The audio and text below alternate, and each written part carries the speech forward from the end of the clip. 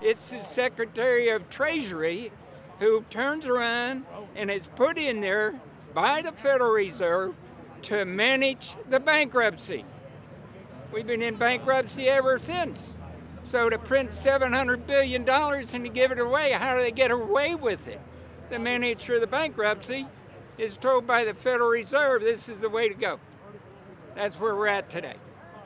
Yes, we should point out, Congressman Ron Paul now has a huge amount of sponsors for a bill in the House of Representatives to abolish the private Federal Reserve crime syndicate. In 1913, the money power of the country was taken away from the people. By constitutional privilege, it belongs with the Congress, but it was given up in the Federal Reserve Act. The Federal Reserve is no more federal than Federal Express, but yet it has the power to determine the direction of use of money in our economy. If we could take that power back and put the Federal Reserve under Treasury, we start to be in a position of being able to control monetary policy on behalf of the United States people. The Federal Reserve is totally private, and Alan Greenspan 2 weeks ago on PBS on Lair NewsHour said on record that they are above the law, the Congress, the President, everyone. No court can do anything. We run America. What is the proper relationship, what should be the proper relationship between a chairman of the Fed and a president of the United States? Well, first of all, the Federal Reserve is an independent agency, and that means basically that there is no other agency of government which can overrule actions that we take.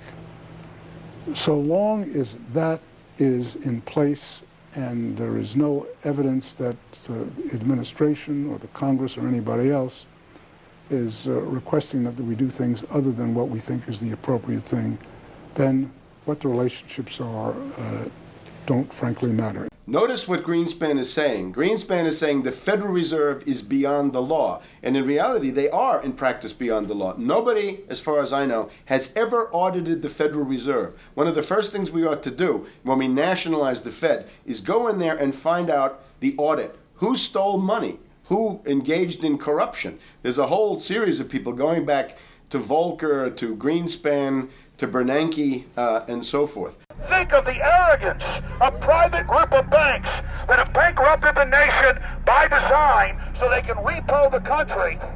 A private group of banks that loaned us our own money back are telling us they're above the law.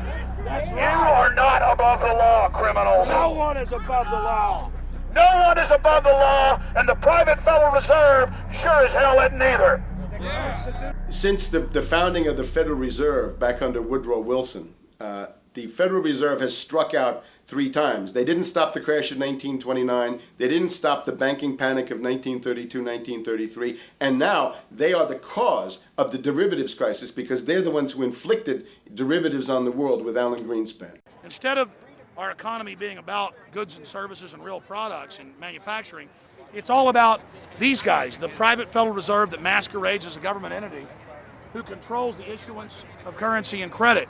They're the ones that have cut off the liquidity in the market. They told us have a debt-based economy. Then they cut it off once they get us under their thumb and implode the economy so they can consolidate it. And that's what they're doing right now. I mean, it's in their own documents, it's in their own statements.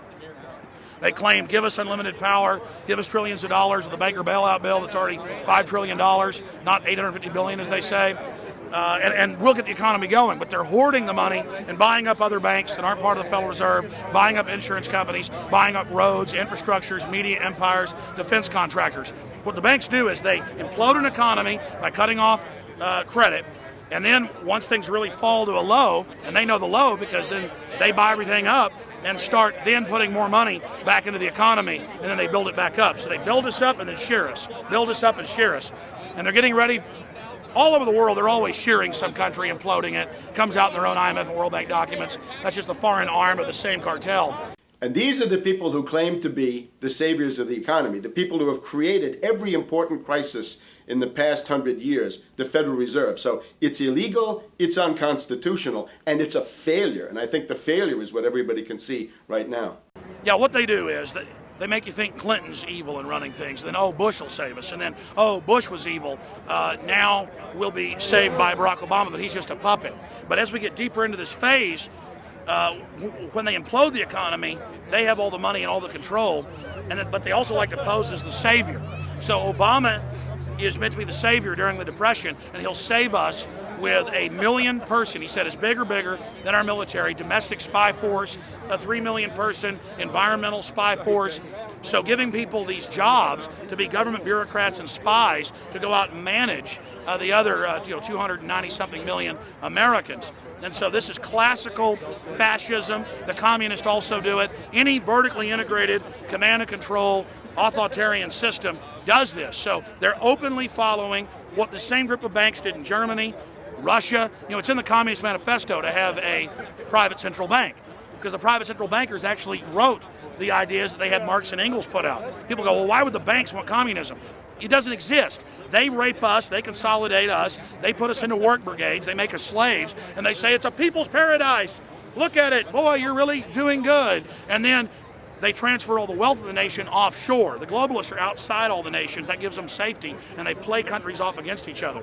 And so that's what we're facing and dealing with. And so they're bringing in classical, hardcore tyranny in the U.S., but we have the internet.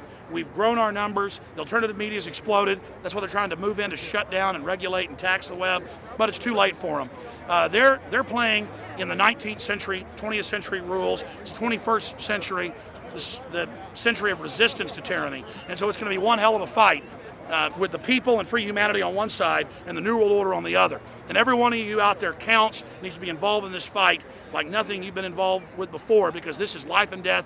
Everything depends on exposing these people. Everything depends on showing the people that this is the New World Order, this is the criminals.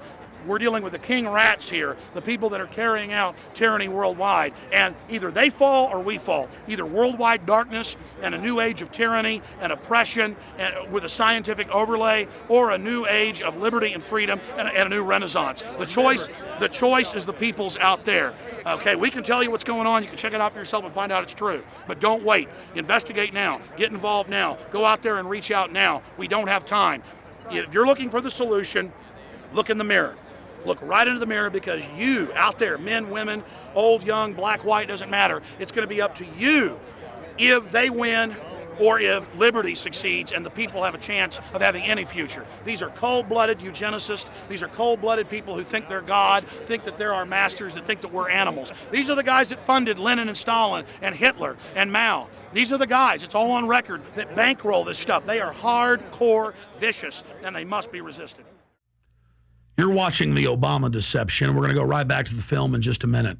But I wanted to take some time out in the middle of the film to encourage all of you that are watching it online right now to go to Infowars.com and purchase a high-quality DVD of the film. Or you can go to prisonplanet.tv and download a high-quality DivX version to burn to disc or DVD to give to your friends, your family, your neighbor, and your community.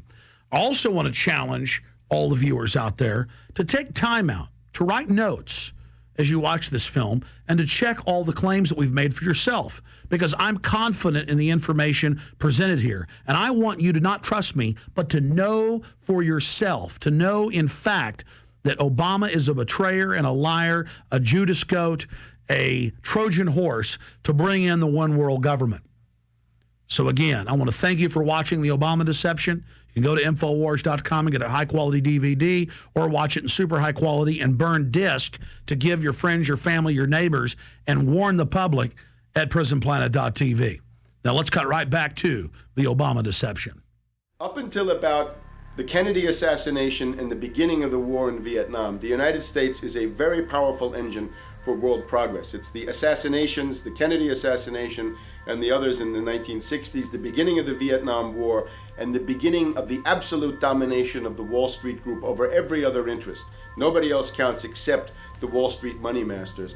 That has now made the United States into no longer a force for progress, but something very different, often a force for destruction in the world. That doesn't need to remain that way.